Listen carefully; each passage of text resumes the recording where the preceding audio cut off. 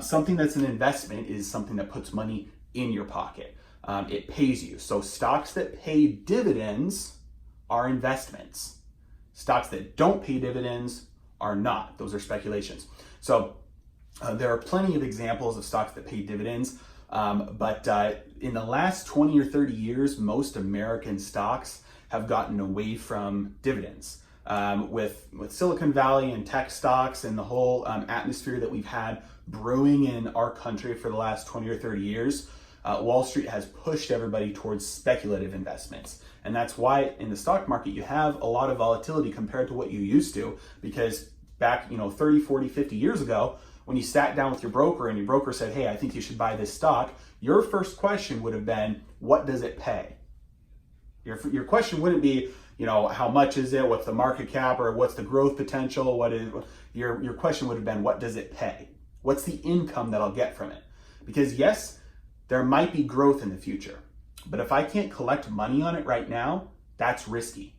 So the surest way to reduce risk with an investment is to make sure you're collecting cash. Because if it pays you, 2%, 5%, 10% in your dividend, the higher that income is, the faster you'll be able to, quote unquote, get paid back for your investment, take your money off the table, and you'll start to be compensated immediately because it's an investment. It's not a speculation. You're not just banking on the fact that it will appreciate in value. Even if it depreciates in value, you're still collecting those checks. You're still getting that income. Another example of something that's an investment, before I move on to the next example, stocks in other countries are still really good on dividends. Now, you have to be a little bit more educated, and this is where financial literacy and educating yourself and learning comes in, doing research, not just trusting that somebody else that you pay a lot of money to is going to do things the right way for you. Stocks in other countries do pay good dividends, especially in Asian countries. That's still one of the focuses across the world. It just hasn't been in America for the last couple of decades. And so you can find, if you don't want to look for the specific stocks, you can still find some really great mutual funds out there that find those high-paying dividend stocks, and then those dividends pass through the mutual fund into your account, usually mostly at the end of the year. So those are that's one way to get income-producing stocks, is to look outside of just domestic stocks. So another example of an investment is going to be real estate, whether that's commercial real estate, residential real estate that you buy and then you rent out. So somebody is living there for you, paying off your mortgage, and it cash flows. If you're breaking even, again, what's the benefit? Most of your mortgage payments are just going to pay off the interest. You're not paying down principal. So if you have a rental property, you need to be cash flowing.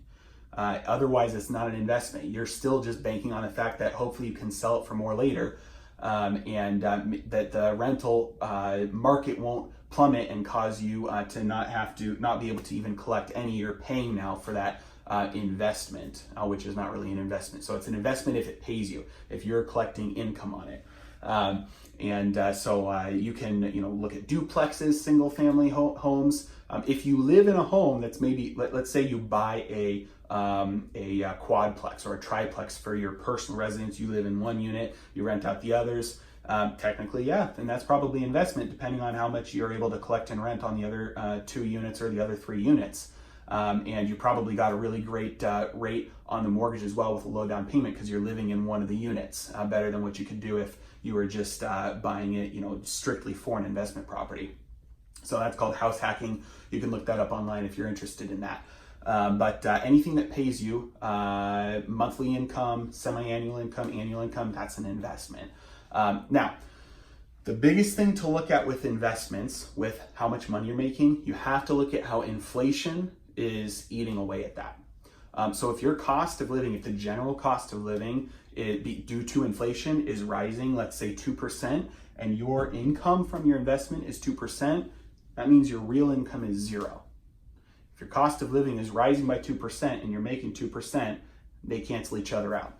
So you need income that's greater than what your cost of living is actually being hit by and attacked by from what the Fed is doing. So that is one caveat there. You want to make sure that the income that you're getting is going to more than compensate you for what you're losing in cost of living. So some investments have kind of a built-in hedge against real inflation, like real estate, and even stocks have a little bit of that, because when the money supply increases, money comes in, usually that makes prices and costs go up, and that impacts the valuations on stocks and boosts their revenues, boosts their sales, boosts their profits. So there is a bit of built-in protection just in investments themselves from inflation. So that is one thing that you will want to take a look at, is making sure that you're not buying a CD that pays you 1%, because you're losing money on that. If you buy a CD that pays you 1%, inflation is 2%, you're losing 1% a year on that money. So make sure that what you're getting paid is enough to compensate you for what you're losing.